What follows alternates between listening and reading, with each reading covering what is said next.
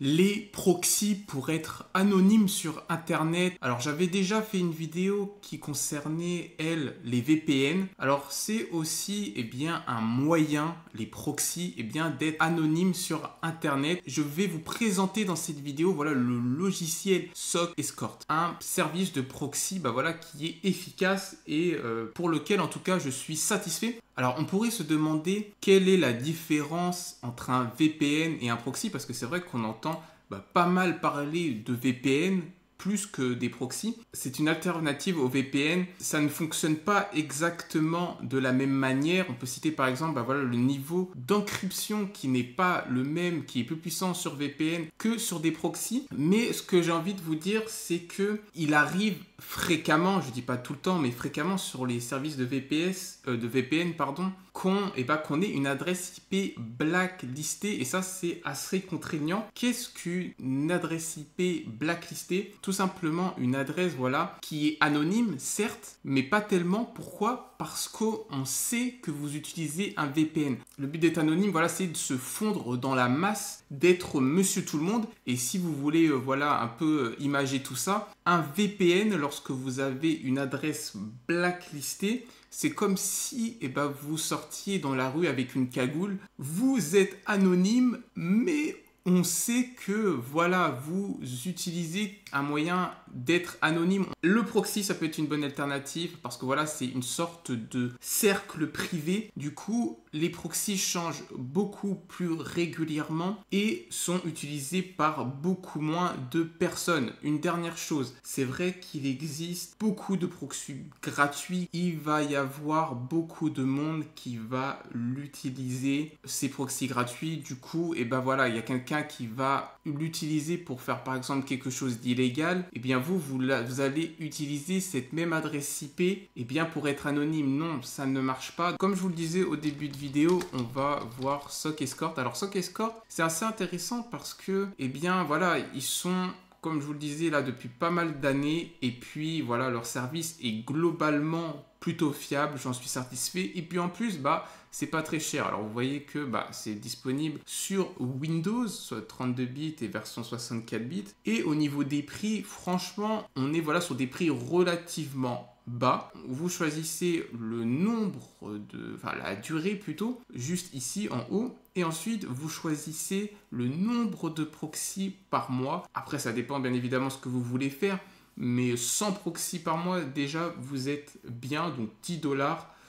30, bon, c'est pas mal aussi. Ça peut être un peu juste, encore une fois, en fonction de votre utilisation, ce que vous coûtez faire, surtout quand c'est que 7 dollars de différence. Et la dernière chose, que je trouve assez cool pour posséder l'anonymat au plus haut, comme vous voyez, il est possible tout simplement de payer en crypto-monnaie, Bitcoin bien évidemment, mais aussi Litecoin, Ethereum, Ripple et Dash. Donc on va le lancer tout de suite, voir à quoi ça ressemble, voir quelques petites fonctionnalités. Vous allez le voir de toute façon, c'est plutôt globalement simple. Donc moi, on n'a pas eu le temps de voir, vraiment, mais moi je me suis logué automatiquement, d'accord. Donc sinon, à la place de ça, vous aurez à vous loguer. Vous pouvez vous loguer même si vous n'avez pas souscrit d'abonnement, mais vous ne pourrez pas utiliser le service complètement. Alors donc là on a quelques informations basiques sur le compte. La licence expire il vous reste tant de proxy à prendre ce mois-ci. Donc vraiment les informations de base. Mais c'est plutôt cette partie-ci qui va nous intéresser. Donc comme vous en doutez, c'est tous les localisations disponibles, d'accord. Donc nous, par exemple, on va prendre la France. Donc voilà à quoi ça ressemble. Donc vous voyez qu'il n'y en a pas non plus énormément. Là, par exemple, on est sur, il y en a 8. Bon, en journée, il y en a plus que dans le soir. Ça peut monter, je sais pas, peut-être à 15. Mais on peut regarder, par exemple, United Kingdom. Vous voyez, déjà là, rien qu'ici, ils sont à 26. Et puis, c'est pareil pour les États-Unis. Il y a ce qu'il faut. Mais c'est vrai que pour la France, il y a des localisations, mais il n'y a pas des localisations non plus dans tout le pays. Bon, c'est bien dommage. Je pense que c'est parce que, il doit y avoir des clients français, mais ça ne doit vraiment pas représenter la majorité. Donc j'imagine que c'est pour ça, parce que vous regardez, l'Allemagne, c'est un peu pareil. Mais je pense que c'est pour ça. C'est un peu dommage. Encore une fois, ça dépend de ce que vous voulez faire. Donc là, on a plusieurs informations comme, est-ce que le proxy est blacklisté.